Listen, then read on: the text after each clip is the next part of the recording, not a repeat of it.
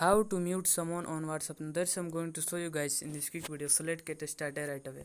So firstly, to mute someone you have to go to your chat section of the WhatsApp, and then you have to long hold any of the people that you want. Then you can choose all the peoples that you want to mute.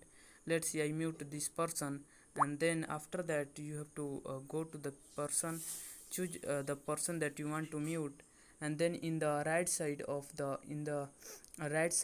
delete button in the top you can see there is a speaker like button with the line.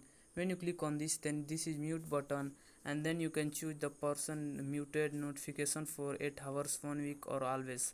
It means always, it means you can't get notification for any time.